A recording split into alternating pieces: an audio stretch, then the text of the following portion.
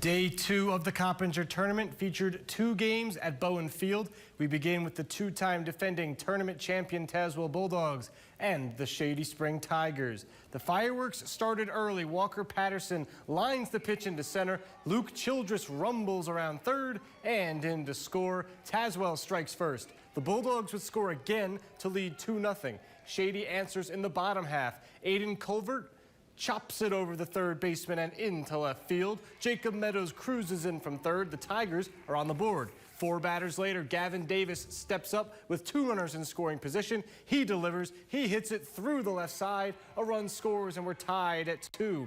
Tazewell would go up 3-2 in the third. Now we're in the fourth. The pitch gets away. Joey Cowger comes in from third. It's 3-3. Shady would score 3 more runs in the inning to lead 6-3. Tazewell fires back in the 5th. Nate Lambert knocks it back up the middle. Patterson scores. It's 6-4. Tazewell far from done in that 5th inning. The next batter is Brody Patterson. He rips the pitch through the hole. 1 run scores. Here comes Lambert with the tying run. He's in. The Bulldogs would add 2 more runs in that 5th inning, and Tazewell goes on to win 8-6.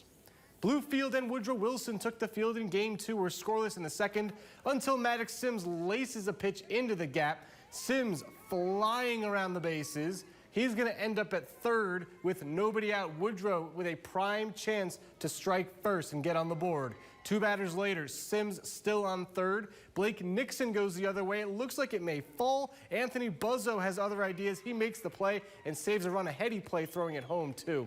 Woodrow still trying to bring that first run in. The next batter is Gage Price. He hits the ball into the air in shallow right, and it falls. The Flying Eagles are on the board, and the Woodrow offense took off from there. Woodrow knocked off Bluefield 10-0.